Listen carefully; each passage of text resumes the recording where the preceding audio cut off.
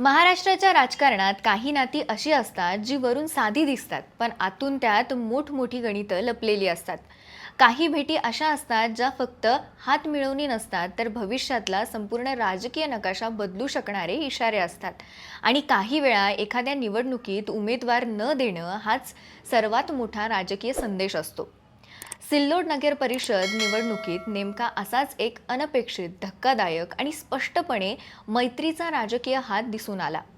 MIMचे इम्तियाज जलील यांनी महाराष्ट्रभर 22 नगराध्यक्षपदांचे उमेदवार दिले. त्यांनी एकट्या सिल्लोडकडे पाठ फिरवली. म्हणजे विरोधाभास बघा. सिल्लोड हा मुस्लिम बहुल मतदारसंघ आहे. तरी सुद्धा सभा नाही, प्रचार नाही, अगदी उमेदवार सुद्धा नाही. आणि त्यावेळेस अब्दुल सत्तारांचे सुपुत्र समीर सत्तार तिथे मैदानात उतरले. मग हा सगळा योगायोग आहे का? की खरंच या सगळ्यामागे जुनी मैत्री, इनसाइड डील्स आणि भविष्यातील मोठं राजकीय समीकरण दडलं आहे? हेच आपण आजच्या व्हिडिओमध्ये उलगडणार आहोत. नमस्कार, मी अंजली आणि आपण पाहत आहात त्याचं काय महाराष्ट्र. सिल्लोड नगर परिषद निवडणूक पार पडली आणि तिचा निकाल 21 डिसेंबरला जरी येणार असला तरी या निकालापेक्षा मोठी चर्चा एका शांत, हळूवार पण अत्यंत राजकीय निर्णयावर सुरू आहे. इम्तियाज जलील, ज्यांना आपण महाराष्ट्रात सतत धावणारे, सभांचं वादळ निर्माण करणारे, पदयात्रा करणारे आणि प्रचारात पहिल्या रांगेत दिसणारे नेते म्हणून ओळखतो, त्यांनी यावेळी संपूर्ण राज्यभर फेऱ्या मारल्या. 22 नगराध्यक्ष पदांचे उमेदवार उतरवले. 300हून अधिक नगरसेवकांचे उमेदवार दिले. पण एवढ्या मोठ्या मोहिमेत एकच ठिकाण त्यांनी पूर्णतः सोडलं आणि ते म्हणजे सिल्लोड. इथे त्यांनी आधाशीपणे न उमेदवार दिला, न सभा घेतली, न उपस्थिती दाखवली. अधिक विचित्र म्हणजे जिथे सत्तार कुटुंब गेली 20 वर्ष एक हाती सत्ता सांभाळत आहे आणि जिथे त्यांच्या विरोधात भाजपने मोठा दमदार उमेदवार उभा केला आहे, अशा जागेवर इम्तियाज जलील यांनी अगदी किमान पातळीवर 2च नगरसेवक उमेदवार दिले. हे दृश्य तसं सहज मांडण्यासारखं नाही, कारण अब्दुल सत्तार आणि इम्तियाज जलील यांचं नातं फक्त राजकीय नाही, तर अनेक वर्षांचा दोस्ताना आहे. जलील अनेकदा सत्तारांना मेरे बडे भाई म्हणत आले आहेत आणि सत्तारही आपल्याला माहीतच आहेत. काँग्रेसमध्ये असतानाही लोकसभा निवडणुकीत जलील यांना थेट मदत केल्याचं स्वतः ते सांगत होते. त्यामुळे या दोघांची नाळ कायमच पडद्यामागे जोडलेली होती. ही पडद्यामागची नाळ उघड झाली होती काही महिन्यांपूर्वी झालेल्या त्या रहस्यमय भेटीत. अब्दुल सत्तार, ज्यांनी जलील यांना भेटणं टाळलं होतं, ते अचानक जलील यांच्या घरी गेले. बंद दाराआड चर्चा झाली आणि बाहेर पडताना ते काहीच बोलले नाहीत. पण गाडीत बसताना त्यांनी जलील आणि त्यांचे चिरंजीव बिलालकडे पाहत वज्रमूठ आवळली. राजकारणात वज्रमूठ हे फक्त मनगटाचं स्नायू नाही, तर तो एक संकेत असतो. पुढे काही घडणार आहे, काही नवीन समीकरण जन्माला येणार आहे असं सूचित करणारं ते चिन्ह. आणि याच चिन्हाचाच ठसा आज सिल्लोडमध्ये स्पष्ट दिसतोय असं आपण म्हणू शकतो.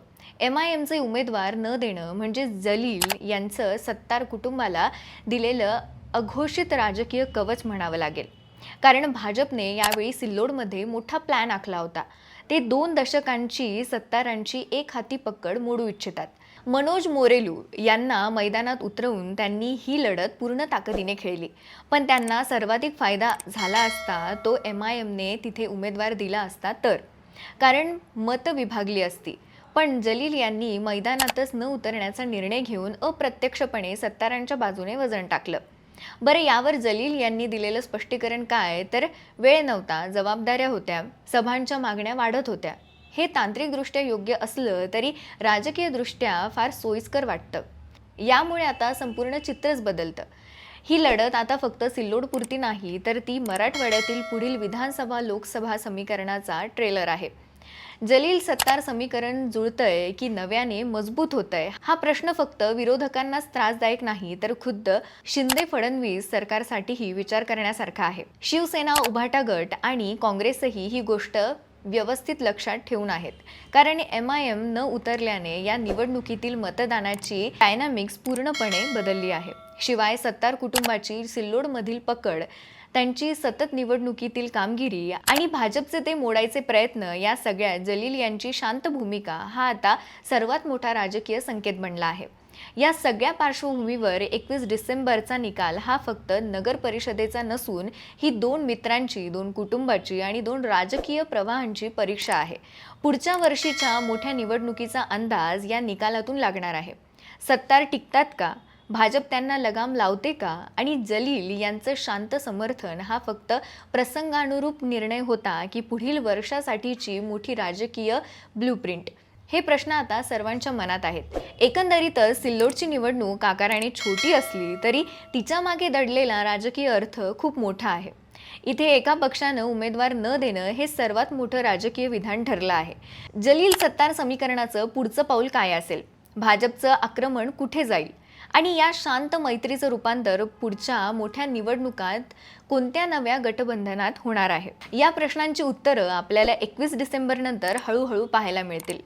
तोवर ही राजकीय खेळी नेमकी कुठे थांबते हे पाहणं तितकंच रोचक ठरणार आहे.